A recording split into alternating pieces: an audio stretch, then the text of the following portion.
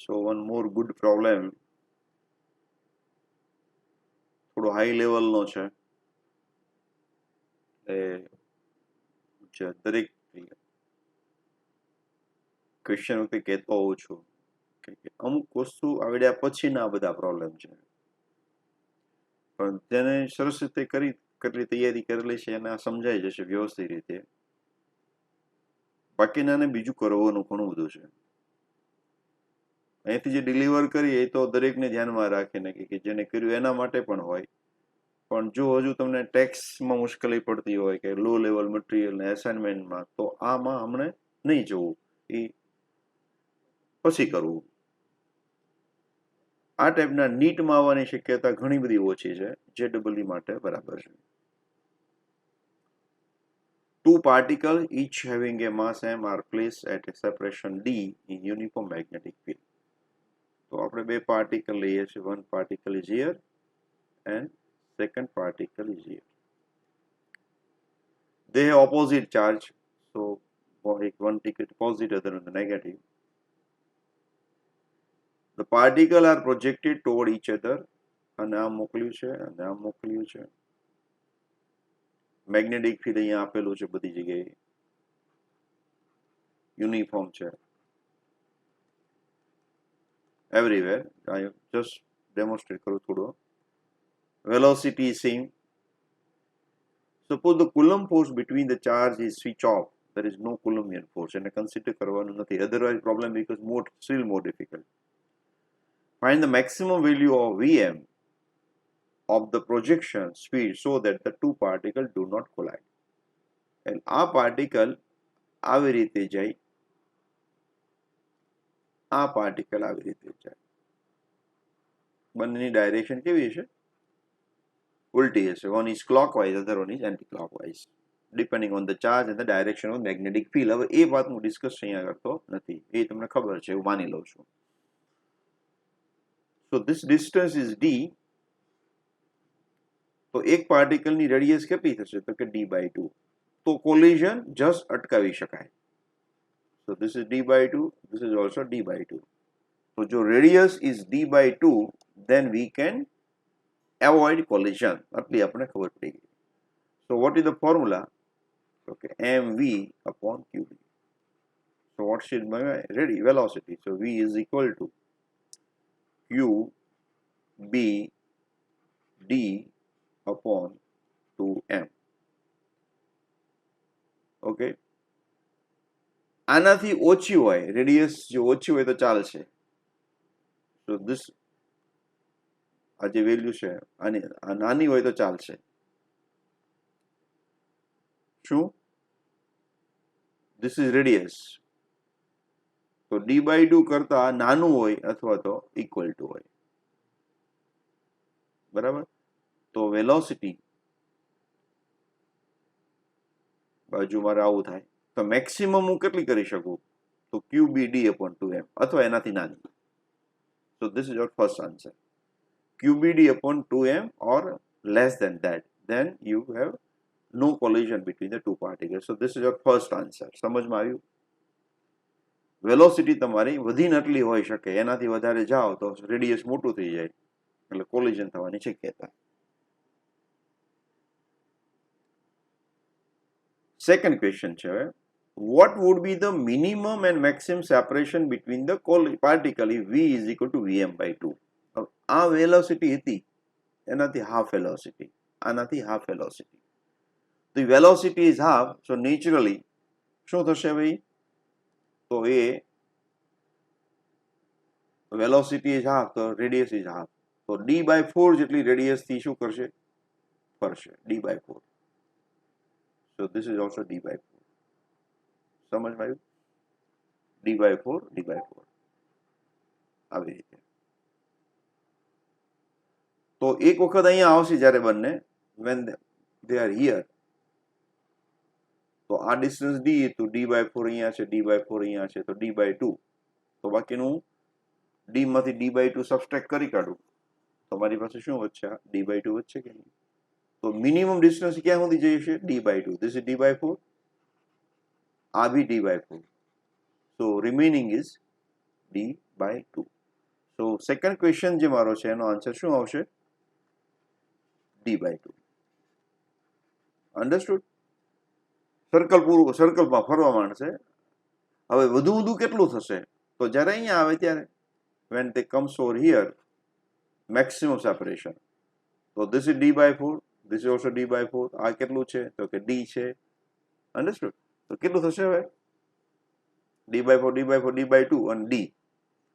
So d plus d by 2. It means 3d by 2 maximum separation. That is the second, B no second answer. Third one, at what instant will a collision occur between the particle if v is equal to 2vm? A velocity વધારે આપી, આનાથી double આપી. So now what is velocity? So velocity is given is qbd upon m. આટલી velocity આપવામાં આવી. This is the velocity given, double of vm. Okay. તો collision જ્યારે થશે, તો suppose this collision occurs, I don't know where. તો collision અહીંયા થઈ ગયું. We don't know where is the collision. Suppose somewhere here. Double velocity. Double velocity, તો radius બી double. તો જે d by 2 હતી એની બદલે radius કેટલી થશે? d થશે. So now velocity is d.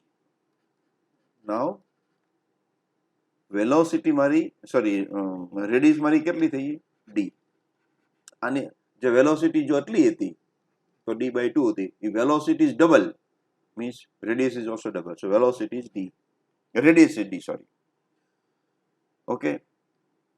તો જો રેડિયસ એની d બની જતી હોય તો આવી રીતે આ ફરવાનું છે, આમ ફરવાનું છે, તો before that A collision acre થઈ જવાનું છે. તો આને એટલી, this is the distance toward the other charge. અને આ ડિસ્ટન્સ કેટલું હશે? તો d by 2. આ બી કેટલું હશે? d by 2. તો આવો એક આપણે પ્રોબ્લેમ કર્યો હતો કે જો d ડિસ્ટન્સની અંદર જો ચાર્જને મેગ્નેટિક ફિલ્ડ આપવામાં આવે d ડિસ્ટન્સમાં, તો એનું જે શું કહેવાય એના પાથ જે છે એમાંથી કેટલો ફેરફાર થાય? તો અહીંયા 30 ડિગ્રી આવશે. તો આ ખરેખર મારે જોતું હોય અહીંયા વેલોસિટી, તો વેલોસિટી ખરેખર અહીંયા આમ હશે. તો એ જો મારે કેલ્ક્યુલેશન કરવી હોય તો શું થાય કે sin theta is equal to કેટલું હતું? d by 2 upon d, that is half. So you will have theta is equal to 30 degree. 30 degree જ્યારે થાય ને ત્યારે આ 30 ડિગ્રી હશે. તમને યાદ હશે આ ડેવિએશન 30, તો આ બી થીટા હોય. તો મને ખબર પડી કે થીટા જેટલું શું થયું? એનું રોટેશન થયું ત્યારે કોલિઝન થઈ ગયું. તો આપણે ક્વેશ્ચન એવો છે તો એનો કેટલો ટાઈમ લગાડે? At what instance? તો આપણને ખબર છે if it is complete one, તો ટી નો ટાઈમ છે 2 pi m upon qbs. qb ક્યારે? ઇફ ઇટ ફોર ટોટલ, તો આ તો કેટલું છે? 30 અને ટોટલ કેટલા? 360. આ તમને થોડી ખબર હોવી જોઈએ. થીટા upon 2 pi કર્યું, બીજું કાંઈ નથી કર્યું. Theta upon 2 pi. This is cancel, this is 12 અને 2 6. તો આપણી પાસે આવશે pi m upon 6 qb. આટલો ટાઈમ લાગશે કોલિઝન થવામાં. સમજમાં આવ્યું? કે કેટલું કોલિઝન થાય, સોરી શું કહેવાય, કેટલું એનું રોટેશન થાય ત્યારે કોલિઝન થાય? તો થીટા મારે મેજર કરવા માટે મેં આનો યુઝ કર્યો. આપણે જૂનો કોન્સેપ્ટ મેં તમને ભણાવેલું છે, યાદ કરો. અહીંથી આમ જતું રહે. So this is your theta and this is also theta. Charge અહીંયાથી એન્ટર થયો. ઓકે, તો ટી મને મળી ગયું. Now fourth question. Suppose v is equal to 2m, એટલે અહીંયા આગળનું છે, and the collision between the particle is completely inelastic. એટલે જે કોલિઝન આપણે અહીંયા આગળ આમ કીધું છે કોલિઝન થાય છે, so this is collision is inelastic. Okay, describe the motion after the collision. તો હવે આનું શું થશે? મોશન શું થશે? તો તમે વિચાર કરો, આમ જવાનું હતું, આમ જવાનું હતું. So this velocity I say v2, sorry v1, I say this velocity is v2. It has two component, it has also two component. આ કોમ્પોનન્ટ બંને કેન્સલ થઈ જશે કે નહીં? અને આ એંગલ કેટલો છે? થીટા છે. તો cos theta component will cancel out. મારી પાસે કયું આવશે? માત્ર સાઇન કોમ્પોનન્ટ આવશે. તો આપણે લો કોન્ઝર્વેશનનો મોમેન્ટમ યુઝ કરીએ તો બે પાર્ટિકલ ભેગા થઈ જાય તેને હું કહી દઉં 2m, અને I don't know what is the velocity. I say v prime is equal to m of this one. એ કેટલું થશે? તો કે v cos sin 30, and it is 2 times. આનું બી એડ થશે, આનું બી એડ થશે. Both velocity same, angle is also same. So it becomes 2 times. So what is my v prime? So v prime becomes equal to this 2mm is cancelled out. This 2 is also cancelled out. 2 કેમ લીધું? Because mass become double. So v prime is equal to v by 2. v prime is equal to v by 2. તો બંને particle v by 2 velocity થી આમ જશે. And what is the velocity? Double હતી ને, તો this means qbd upon qbd upon m and divide by 2. So with this velocity particle will go in upper direction. બરાબર? તો એક બહુ સારો પ્રોબ્લેમ છે. સ્ટેપ બાય સ્ટેપ સમજતા જજો.